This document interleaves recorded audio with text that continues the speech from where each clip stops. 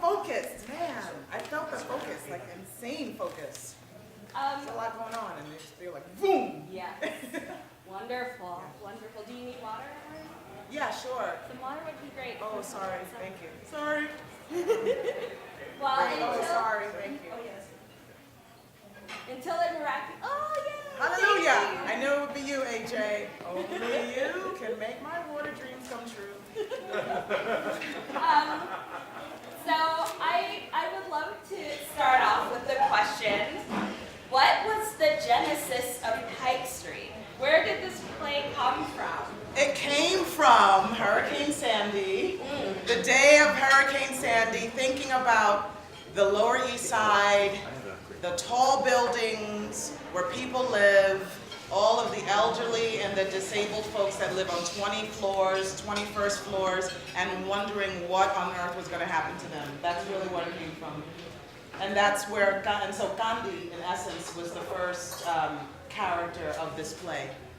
I wanted it to be a situation where if you saw this show and the next hurricane came, folks were thinking, not just about themselves, but about folks who can't necessarily go to a shelter or can't walk places, you know, easily, and with like, you know, there's a lot happening. So so yeah. That's the genesis. That is the genesis. And the second genesis, bringing Manny into it, knowing that there are so many veterans coming home and not wanting to recreate my childhood of the 70s and 80s when Vietnam veterans were coming home and we could care less about them. And they were just treated like whatever. And saying to myself, what if I just wrote a piece where the next time after you saw the play and the next time you met a veteran, not only did you say thank you for your service, but you actually asked them how they were. You know, community of folks caring about the men and women who are coming home from service. Another question this piece brings up for me is because we know you're from the Lower East Side. That's right. Of New York City, born and bred. That's right. How much is the Pike Street that we see in this play, how sort of multicultural and multiracial it is, and all these people you sort of inhabit with your body? How much is that a reflection of the Lower East Side that you grew up in? It's 100% of the reflection. I was raised in a very diverse neighborhood. I am half African American, half Puerto Rican. My mom married an Italian from Brooklyn. Then all of my neighbors were Jewish. Some of them actually had numbers on their arms, which I didn't realize what that was until college. Then a lot of my friends were Chinese American, because I was literally 3 blocks away from Chinatown. I went to school 3 blocks away from Stonewall Tavern, and the Lower East Side was one of the places I think that started the whole graffiti revolution. So it was it's a lot. It's a lot.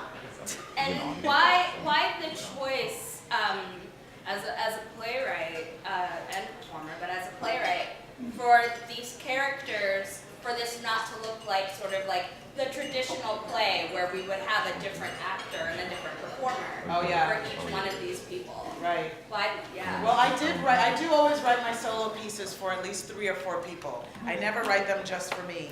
And then I say, hey, what if I did it as a one-woman show? The reason why I say that is because I know that there are great directors out there who could help me figure it out.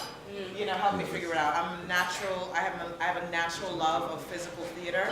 So folks like Jim Carrey and Eddie Murphy are like gods to me, you know? And so I love doing this physical. That's nothing that directors have to help me with. I'm like really enjoying myself on stage.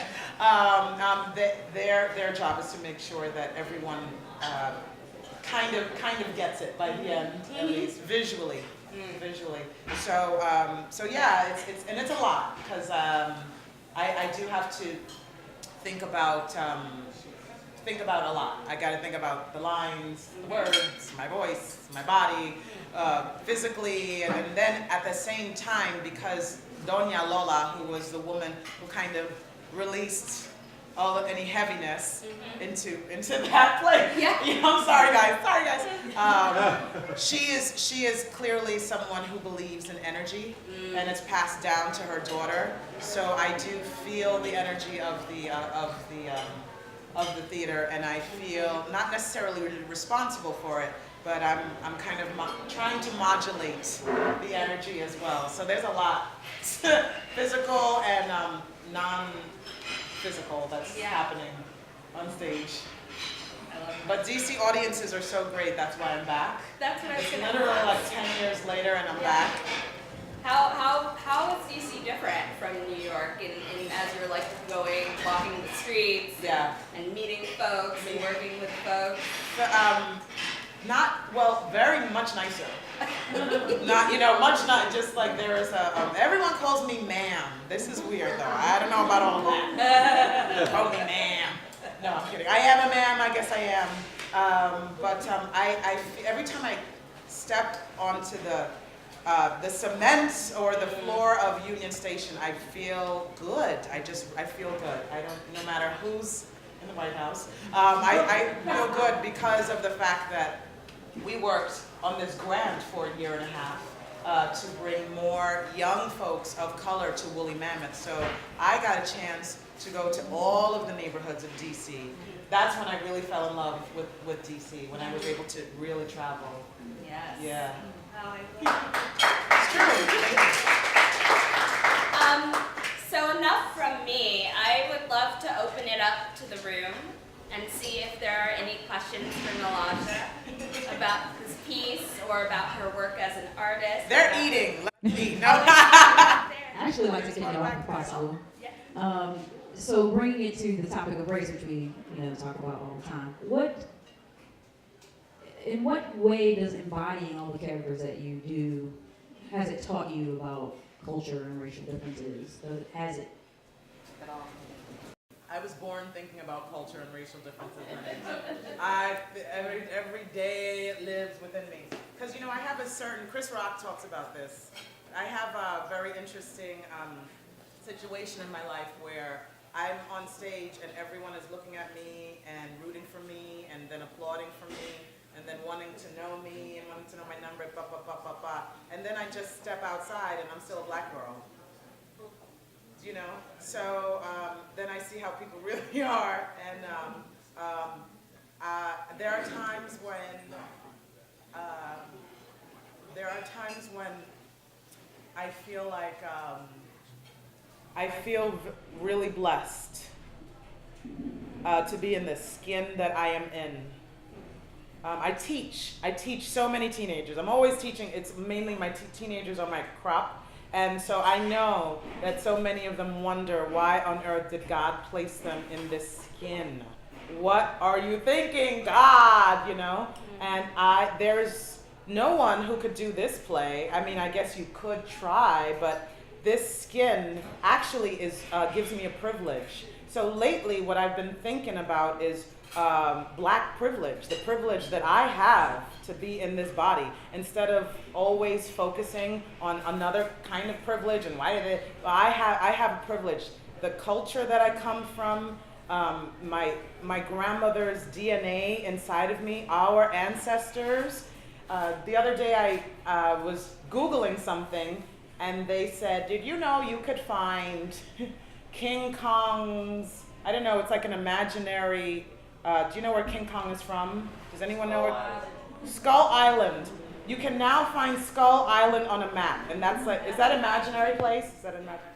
And I thought to myself, can they also find my ancestors' bones around there too? Can you Google Maps that? Is that possible? And so I feel, it's just like I feel that we, though it may not seem it from the surface, but I think from a very soul and from a soul place, I feel that we're very privileged to be in the skin that we are in. And it's not super apparent every day, but if you can see behind behind the skin. If you too can see behind the skin, you're asking everyone else to see behind the skin. You too can see behind. You'll see how privileged this is to have this existence on this earth, to look how we look, and to be in this body. Hallelujah! There was a question in that back corner area. Yeah. Yeah, Okay. greetings. I also have in New York, and my earlier question was already answered in terms of what was your relation to the play. So I'll move on to my next question. Growing up on the Lower East Side, the New Poets Cafe is a landmark on the Lower East Side. I just wondering if you have any relationship with that one institution. I am from the part of the Lower East Side below Delancey Street. Oh. No. It's true. I definitely have walked in and out of and definitely enjoyed myself, but I'm more kind of attached to the theatrical side of the Lower East Side, like the Henry Street Settlement, if you know what I'm saying. But I was always aware. I always had my tentacles out for the New York Poets Cafe, and it still is. It's still doing its thing, and it is still absolutely an ancestor that needs praise and honor. What's that? Pedro Pietro comes out of that institution. Yes, and Miguel Algarin, and Mr. What's his name, who got the movie done about him. Any poets in the house? Any Puerto Rican poets in the house? Spread my ashes over the Lower East Side. You're talking about Luis Reyes Rodriguez. There you go. Yeah. So I think that's his name. Yeah. So it's in me.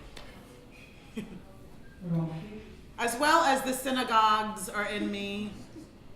As well as Chinatown is in me, as well as the Manhattan Bridge is in me, and as well as the graffiti is in me. That's the great part about being from such a place. It's like all grrr-ra-ta-ta. There's a lot going on in me. I think there's one in front of us. Can you see that? There's one in the back earlier.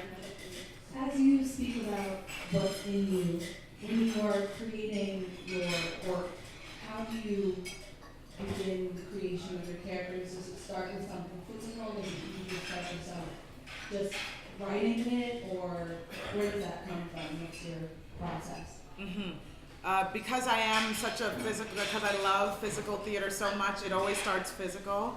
But it really starts, I'm living life, and as I'm living life, I'm listening, and I'm watching, like I'm watching you right now. And so that then when I have, say, a project to write, I've already lived this life of listening and watching, that then the characters are not even characters, they're just people who exist. So I'm not really ever creating anything from the sky. The only thing that's happening from the sky is that I get inspiration. I guess for the sky is I get a lot of inspiration of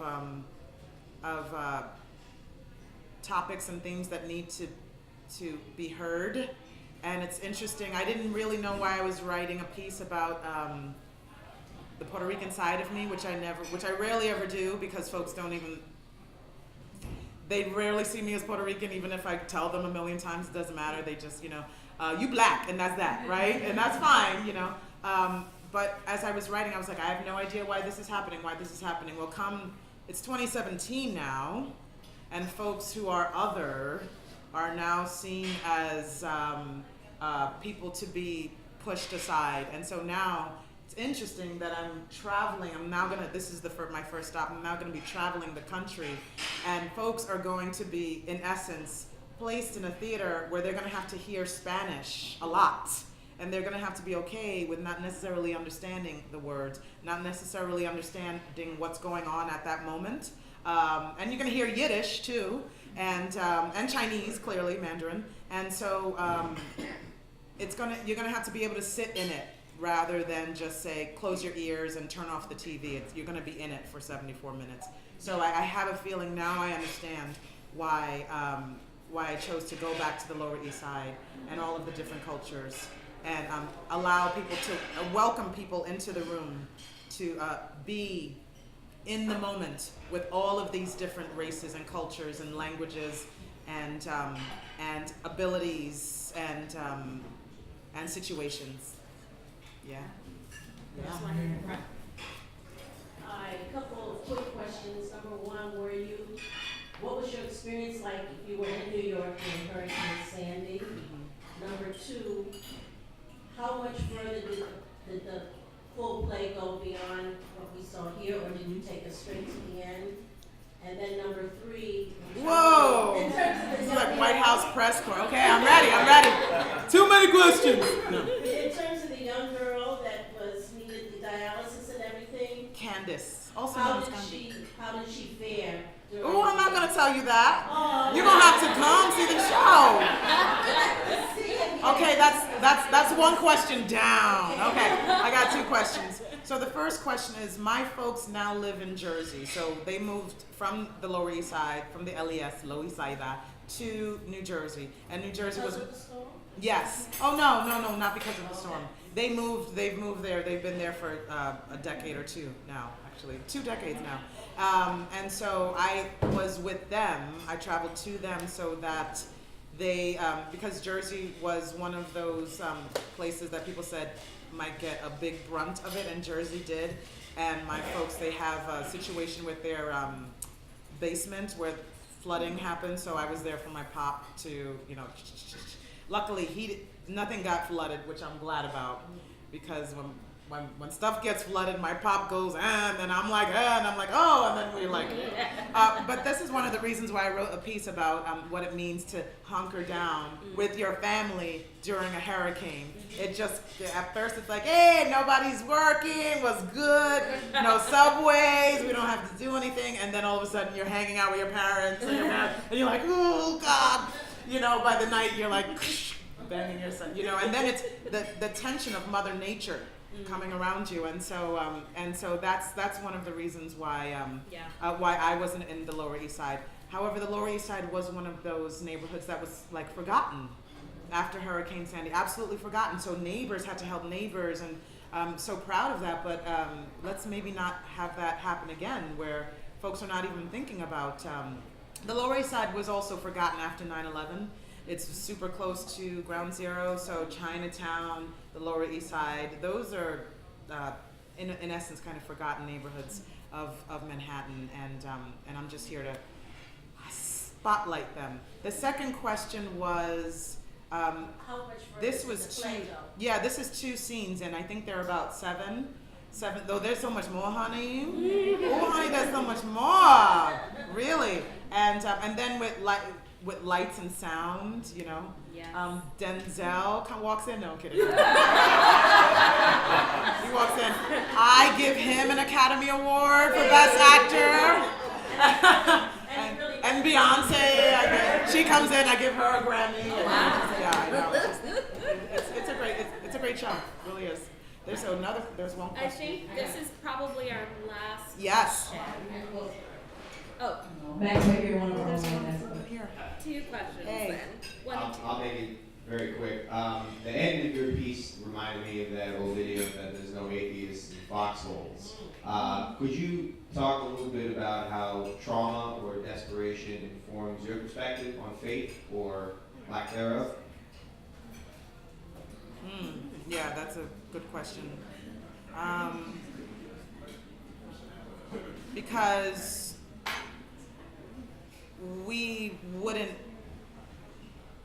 my ancestors wouldn't I don't know what we would have done without God. I have no idea. Because if you just believe in man, if you only believe in man, it's like, trauma. That's such a deep question, because it's in essence saying first comes the trauma, then comes God. Right. And that would take me like 2 hours to talk to really, because that says maybe there's God, and then come the challenges, and then come the need for God, and then the anger at God, and then the conversation with God, and then the falling in love with God, and then the I can't stand you, God. You know, like it's the whole, yeah. I don't know if it's a relationship. It's probably more, I don't know if it's trauma. It's more like of a relationship, right? It's an up and down kind of relationship that could look like Chris Brown and Rihanna, or, you know, it could look like Michelle and Barack, you know. And every character, just like every person, has a different relationship with the divine, with God, with spirituality in this play. And so, but a lot of it does come from the idea that perhaps there is a healing that can happen, and Evelyn believes in healing and energy healing, and so she has taken on her grandmother's the education of her, sorry, it's not grandma, it's my grandma, that's my real grandma, her mother's belief that one can be physically healed through herbs and through prayer and through affirmations, but more importantly through the energy. So the energy that the audience gives to Gandhi is the energy that in essence is going to be returned back to them. Yeah. Yeah, sure. I don't know where that came from. Yes. Hello. Hi, Georgia. Clay. Hi, thank I you. have a question about growing up in a diverse neighborhood like Yes. you did. Did y'all actually get along, or did you just tolerate each other? I don't have a source of reference. Yeah. I grew up doing segregation. Yes, interesting. Because it's interesting because I'm in, the camera's on. Damn. Oh, I hate this moment. And the camera's on, and I'm trying to be as honest as possible. Don't you dare take a snippet out of what I'm about to say. I am placed now, Woolley has a great apartment on I Street, northeast. Right near I Street, northeast, near Union, what, is it northeast? Is that what it's called? Yeah, is that it's where I near am? the H Street corridor. Okay. Right, H Street corridor. So I am, as I've been here this week, and where I'll probably be there next month. I am literally going back to a time in the Lower East Side when it was being gentrified, and I'm feeling those same old feelings of not belonging in a place where I should feel like I belong. Say if I was from DC, right? I should feel like it's okay. I'm feeling a lot of people wondering if I belong in this building, this new building, and wanting me to show my keys. And of course me wanting to say, but I'm a Madam Secretary, you know, like I got an OB. But me saying, okay, there goes that privilege for me.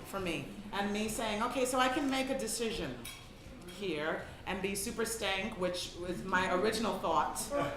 It's where I originally go, because I'm tired, you know? If I perform, if I've just done all of these classes and I'm teaching, I'm tired. I just want to walk in the building, my God.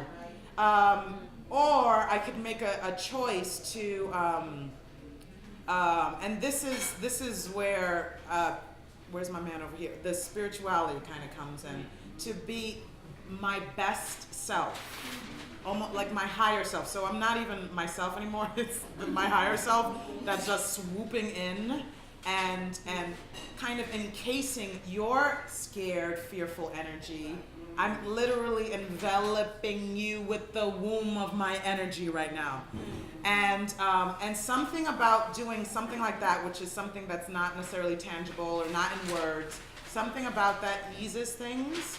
But then I do go to, say, the Giant or the food or the supermarket, and I see brothers and sisters, and they look so angry at the prices in that supermarket. And then I see folks who are like, la, la, la, la, la, la, la, la, la, la, organic, la, la, and they're so happy about the supermarket. And I just want to say, I was there 20 years ago, people, and I don't know what to tell you because, I don't know what to tell you because I feel like I'm on the other side of it, and that's why we moved. And that's the sad part of it, because I want to say, yo, you gonna hang in there, you're gonna be here for 40 years, but I see it happening, and I see it happening. And only someone, oh, and here's another thing I was thinking about too, was that When I started seeing it happen, and how I see it happening here, I wonder if, and this probably is for someone who does research on urban planning, I wonder if people have 50-year plans for cities. They do. And we're right in the middle of that, aren't we? We're in the middle, so we're thinking stuff is just happening around us. Yeah, and we have to see that there are 50-year, 100-year plans to clean up the city so that in 50 years the Olympics could come here or something like that, you know what I mean? Or it's just a whole nother city that we can maybe look at pictures and say, oh, remember when. So why did I say all of that? That was a lot. I've been thinking about this a lot because the Lower East Side is changing, DC is changing, and we're just right in the middle of it. And so I feel for you. And I don't necessarily have the answers, but I know the most important thing for all of us, especially if you write, to tell our stories so that people know that we are here. We are here, we are here, we are here. Period. Yes. Well, I hope that many of you come see Pike Street Yes. at Woolley. There are postcards on your table with the dates of the run. Can someone yell that out for me? Because I can never remember. March 27th to April 23rd.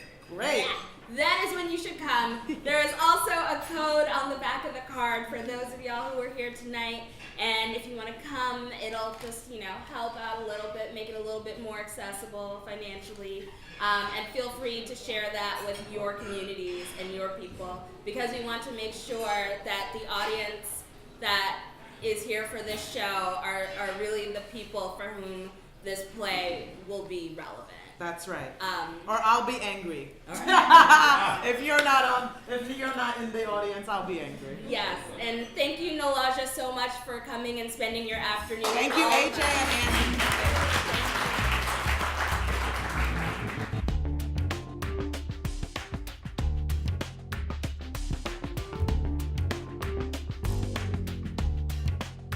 You can't just acknowledge the truth, you have to make amends. Now, this is where white folks get freaked the hell out.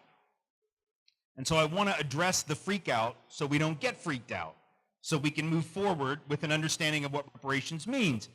I gather that white folks hear the term reparations and we think what that means is we're going to have to include a line item on our Excel spreadsheet for black people, right? Like every month there's going to be the water bill, the electric bill, the gas bill, and the black people bill. And then we're like, oh, I don't want to have to write that check. That is not what anybody is talking about. When they talk about reparations, it is not about individual white people sending money to black people, either individually or collectively. It is about saying, as a country, this country was built on the back of unearned labor.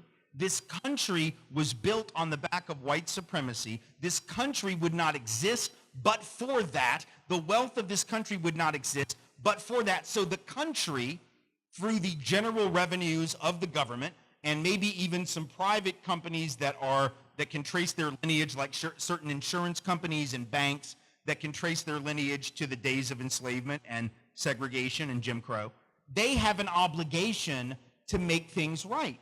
And it's a governmental obligation, right? It is a systemic obligation. It is not white people owe this to black people or to people of color. It is the government of the United States of America did this and therefore, and the states did and therefore they owe this. And here's the thing. We've done reparations for people that weren't damaged nearly as much. What do you think?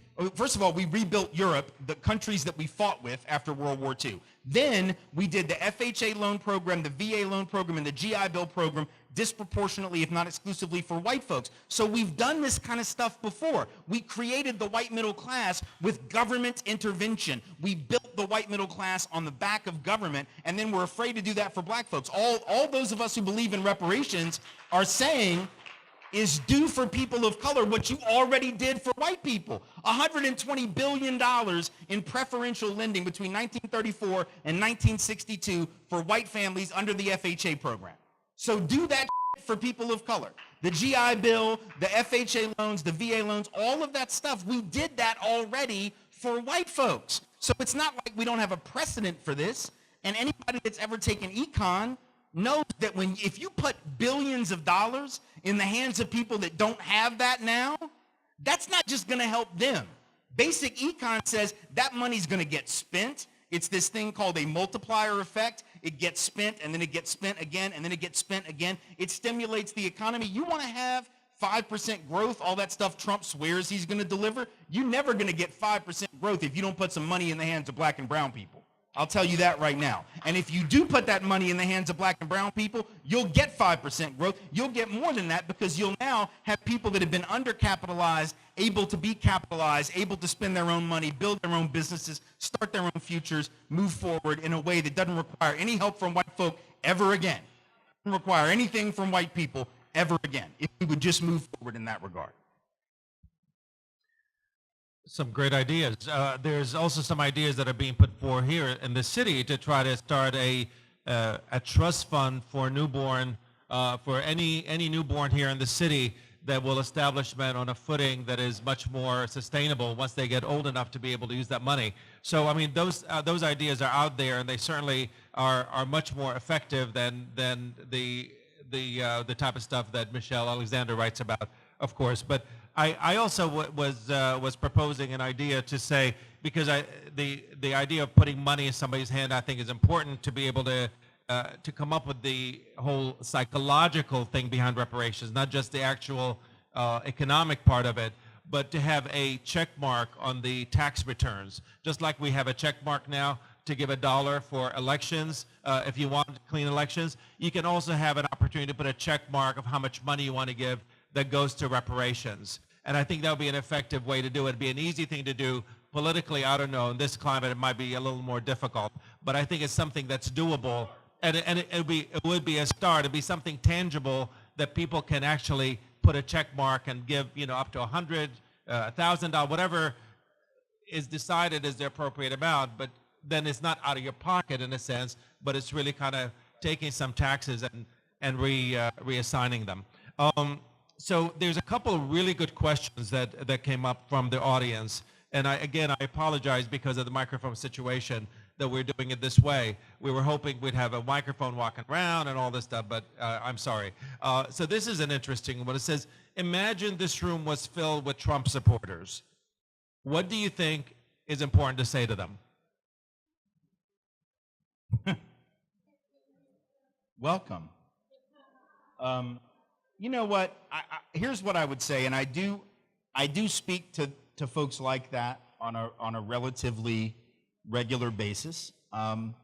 What I would say to them is that I think for a long time, this country has neglected and taken for granted working class folks of all colors, and has done a really good job pitting them against one another, so that now, 400 years after that process began, we have white and black working class people fighting each other over the scraps of a pie that none of them own.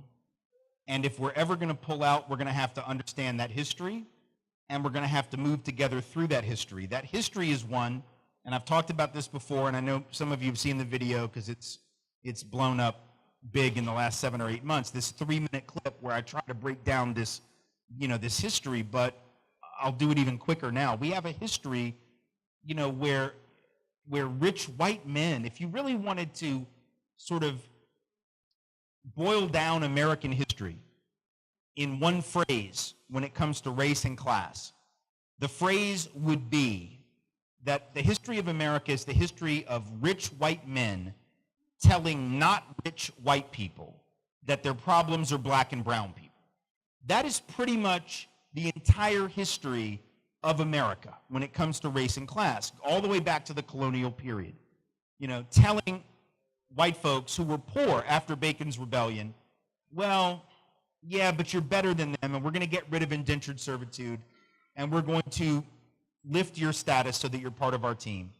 And we're going to put you on the slave patrol just so you know that you're on our team. And then during the Confederate rebellion against the government, You know, the rich folks saying, yeah, we're leaving because of white supremacy and slavery. They had no shame at the time. We lie about it now. But at the time, they were very blatant. You know, they said it very clearly. They were quite proud of it. But how do you get poor people to fight? Because rich people don't fight. Rich people don't go to war. Rich people get a doctor to write a note that says they've got heel spurs so they don't have to go to Vietnam. That's what rich people do. You can Google that and figure out who I'm talking about if you don't already know. Rich people don't go to war, but rich folks wanted poor people in the South to go fight to protect their interest in slavery, which is crazy because poor white folks didn't own slaves. Poor white folks might have leased them every now and then, might have benefited psychologically, as W.E.B. Du Bois called the psychological wage of whiteness, but, you know, poor white folks were like, yeah, we'll go fight to protect your stuff. That's crazy, right? But it's because white supremacy did a number on them and pitted them against one another. Union movement, same thing. You had white labor unions, would not bring black and brown folks into the union because it was going to reduce the professionalism of the craft. No, fool, it's going to double the size of your union. And when you go out on strike, if you don't have those people of color with you, that's who the boss is going to hire to replace your ass. So you'd have been better off getting together with them and figuring out how to overthrow this system. But in every generation, we've had rich white people who have told poor white people or working class white people or middle class white people, if you just follow me, you'll be rich. If you just follow me, you'll be the boss. If you just follow me, everything will be all right. And so I would say to those Trump folks, your pain is real, but it's like if I have a, and I've had this before, right? I'm a hypochondriac of like the first order. First of all, y'all need to know this about me. Like, I will consult Dr. Google way more than I need to. Do not do that, by the way, pro tip. Never consult Dr. Google, because Dr. Google doesn't know what the hell Dr. Google's talking about. So if I get a pain on my side, I'm like, it's cancer. I know I'm dying. I got a tumor.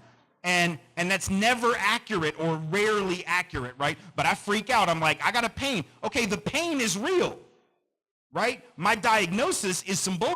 Like, my problem is I don't know how to diagnose the actual problem that I have, and I'm freaking out, and I'm like, I think I know what it is. I think that it's this horrible thing that's going to kill me, when actually I just like slept on it funny, or I picked up some luggage funny.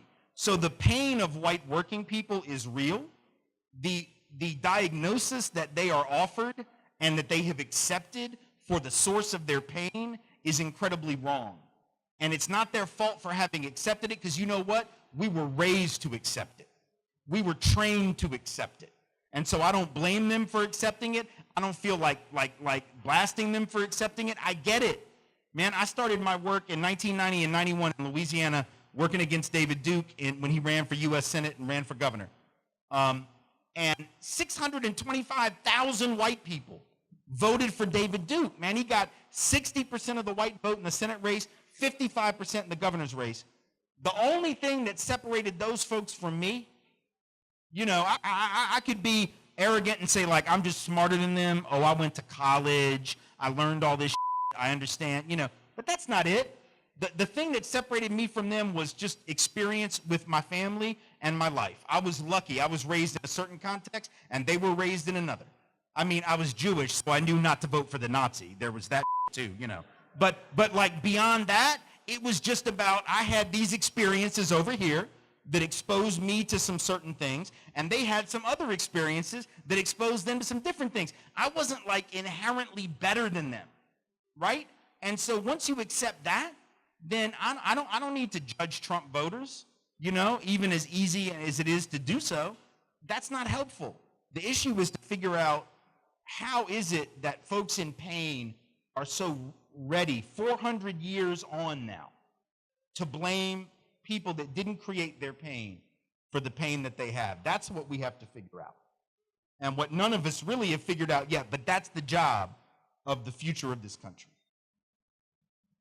And you wrote a book called Dear White People that they could read as well. Well, Dear White America. Dear White America, I'm sorry.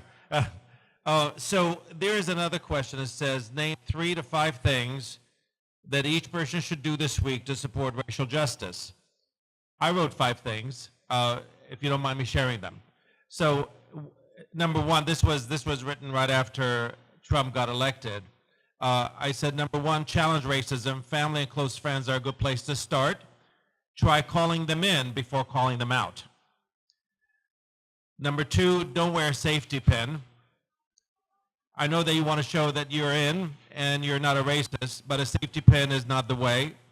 People who are affected by racism, sexism, homophobia, Islamophobia, and other isms know who their allies are. They just do. Number 3, read books and writings by current black and brown writers. Number 4, I'll leave that one to number 5. Number 4, expose yourself to races and cultures other than yours. Be more inclusive. Go to museums, church, concert, anything. See Jacob Lawrence's Migration series at the Phillips Collection that we have here.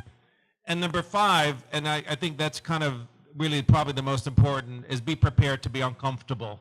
I think that's really the key for change. So I want to ask you, what are 3 to 5 things you would do or advise people to do? I would state all of those that you just said, because many of those are among the ones I would have said. I would add to that just a few things.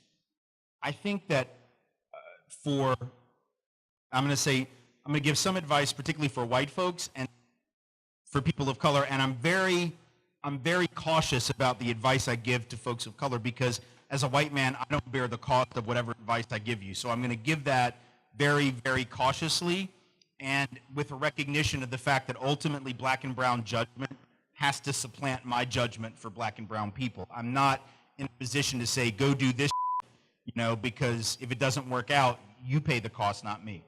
So let me start with white folks, who I think I am somewhat positioned to speak to on that. I think in addition to all that you said, I think we need to get really clear on our story, all right? On our narrative. And that may seem to be not political work, but I promise you that it is. Because when I started doing this work in the early 90s, really late 80s, but when I started doing it professionally in the early 90s, folks I mentioned to you earlier, some of my mentors in New Orleans at the People's Institute, I remember, and I don't remember if it was Ron Chisholm or Barbara Major or who it was, but someone stopped me at one point and said, why do you care so much about this, right? And why are you doing this work? Because at least theoretically as a white person, I have the luxury of not doing this work. I have the luxury of just going about my business, doing whatever it is I do, living my life and not really thinking about it, at least in theory. I would argue morally I don't have that choice, but that's a different kind of discussion, right? And so they asked that question, and my answer, initially, of course, because I was a college-educated white radical, my answer was appropriately intellectual and academic. So I said something along the lines of, well, an injustice anywhere is a threat to justice everywhere, and they were like, yeah, that one's already taken, so you're going to need to pick a different one, because that, of course, was a line from Dr. King, which every white liberal can quote Dr. King, right? Usually horribly out of context, I should point out. So I had to think about it, and he said, tell you what, why don't you sit down and pull out, this is the early 90s, so we didn't have the internet, we certainly didn't have social media. I don't even think I had a computer yet. In fact, I know I didn't. Or I did, but it was like a 1992 Packard Bell with an 85 megabyte hard drive. Y'all got watches that have more power than that, right? So I'm sitting there and I pull out like a legal pad and a pen, and I just start writing out everything about my life where I knew race was implicated, right? Stuff that I knew where race had affected my opportunities, my experiences. And by the time I got done, I had like 10, 12, 15 pages of notes going back to the time that I was a kid. And it was at that moment, right, getting clear, because when they said, why do you care about this? That was why, right? Because in that moment, I realized that my entire life story had been about race, whether I realized it or not, on a daily basis, right? Whether I thought about that, and I know my story's not the same as everybody, but I got to tell you, I think most white folks, if I ask you to really do that and I tell you to spend a couple of weeks on it, I guarantee you, you can come. You may not have 15 pages, but I guarantee you, you're going to have more than you thought you were going to have. And by the time it's over, because I asked the question in workshops, when was the first time that you noticed the other, and what did you think, and what did you say? And everybody's got an answer. I asked white folks, when's the first time you saw somebody who looked different than you in terms of skin color? What was that experience? And they all remember. They were like 3 years old on a playground, or they were 4 years old at the grocery. How the hell do you remember that? If I ask you the first time you had a peanut butter sandwich, unless you have a peanut butter allergy, you're not going to know the answer to that question. You're going to be like, hell if I know. But if I tell you when's the first time you saw a black person, when's the first time that you encountered somebody that was racially different, it's amazing to me. Virtually every white person knows that story. So at some point, we are very much keyed in. We're just not paying attention to what that means. And I'm telling you, once you do that, once you get clear on your narrative, once you understand how race has affected your life, every one of these possibilities opens up. Because once I had that 15 pages, I had the ability to look back and say, okay, you know what? When that thing happened and I didn't speak up, I could have done different. What could I do different, right? So then I saw all those times that I had remained silent. I saw all those times that I had collaborated. I saw those times that I had actively participated in racism. I saw all the privileges and advantages that I had, and then I figured out I could have intervened right there. I could have done this differently. But if you don't make that list, you will never know what you could have done that you didn't do. So in addition to your list, I would just say be clear on your own story, and then, most importantly, find an institution, an organization in your community that is led by people of color, particularly for white folks. Affix yourself to their effort. Do what they need you to do. Be accountable to them. Be answerable to them. Follow their lead. Do not create. Go out and follow what they need you to do, right? And be accountable and responsive to them. For people of color, I would say this. Do not wait on white people. We will do what we have to do. Hopefully, we will do it better. And we will do it with solidarity and with accountability. But do not waste your time waiting for us to get our together. That is on us. That is our job. It is not your job to hold our hand. It is not your job to help us figure out our problem or reconnect us to our humanity. That is on white people. We will do that. Black and brown folks must trust your instincts. You must trust what you know to be true about this country. You must lead as you have always led in this struggle. And if we follow, fantastic. If we don't, you keep moving until we are ready to catch up with you. And that's all that I can tell people of color that makes any sense at all and will be in any way helpful. Somebody said if you want therapy, you're going to have to pay for it. This probably will be the final question. It's by Corey, and it, I think, speaks to the crux of the issue that we have to deal with, and people have to deal with, is the idea of family and being in a situation where you want to be an ally, you have people that you have to live with and you have to put up with. It says here, and I'll paraphrase just a little bit about, does your family embrace your ideas, and how do you deal with folks that don't in your family?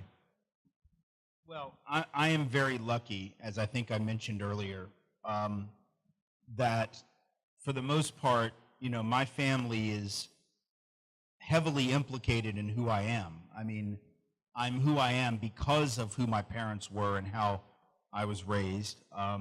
That's not to say that everyone in my family was of that mindset. My mother's parents were certainly not. They were, and I wrote about this in White Like Me, they were like a lot of white Southerners in the 60s, that they would never, ever, have been the white folks that screamed at the children going into newly integrated schools, but, they would have found that horribly gauche and tacky and terrible, right?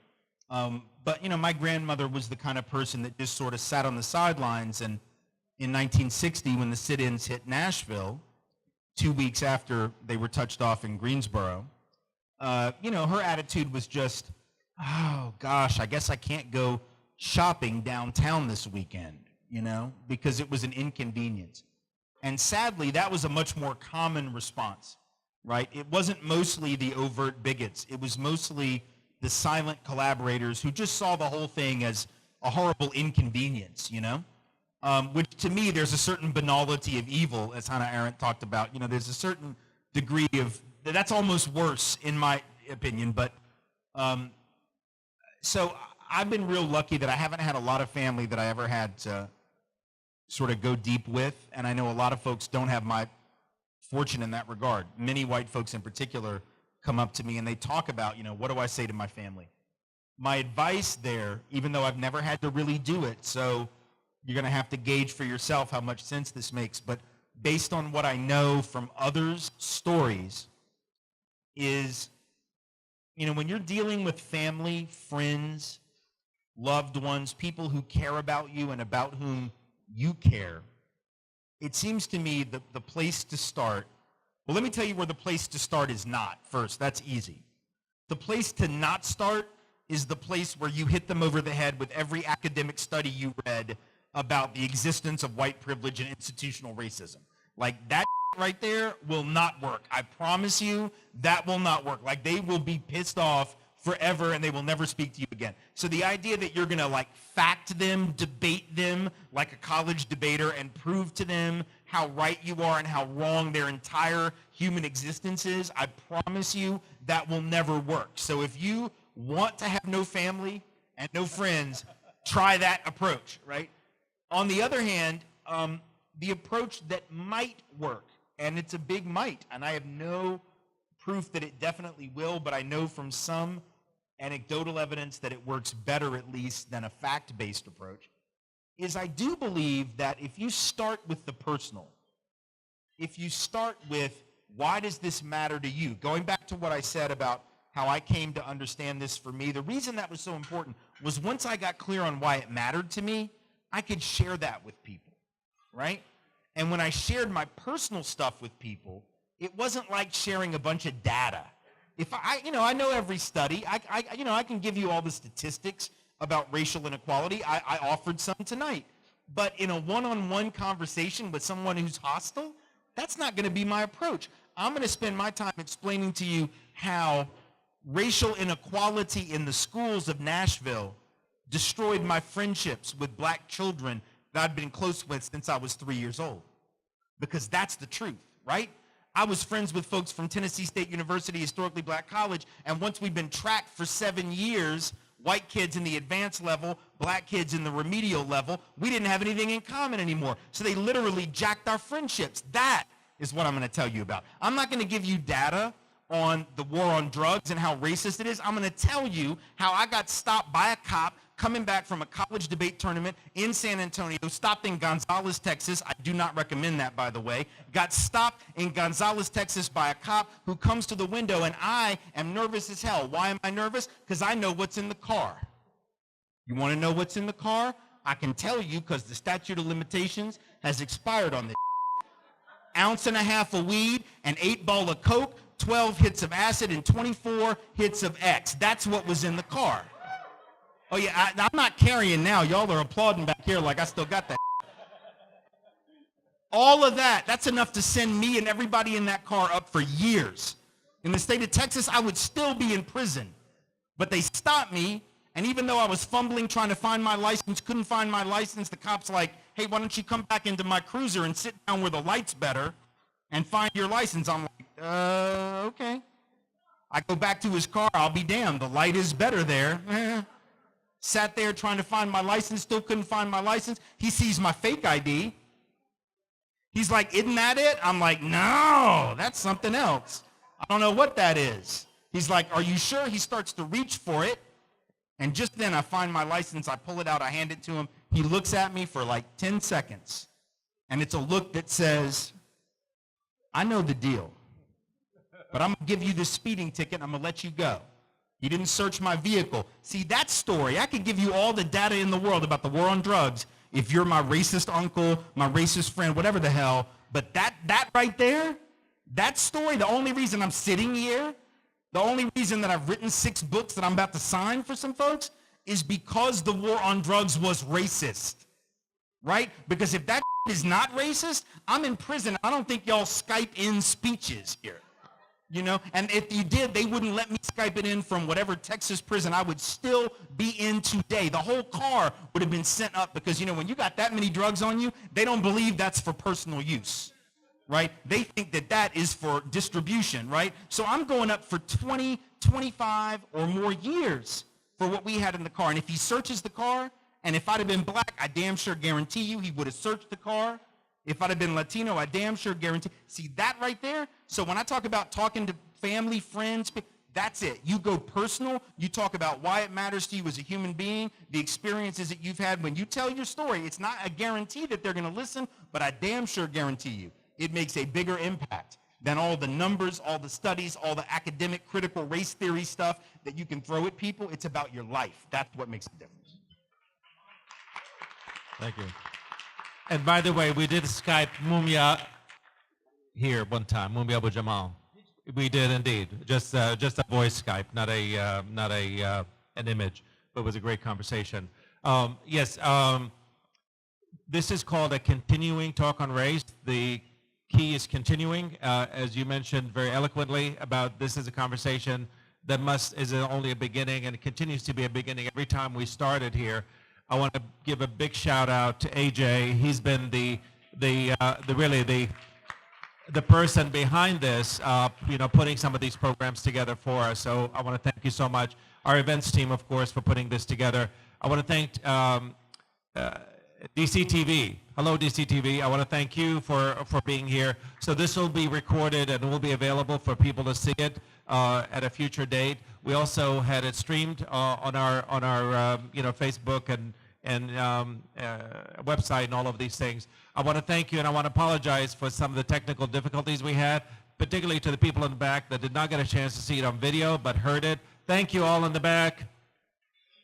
They're applauding. That's good. Thank you. And thank you all for being here, for having our back here to you. I really appreciate everybody being here, taking the time, continue the uncomfortable conversation. We'll do a signing now, and thank you all for being here once again. Go in peace. Bye-bye.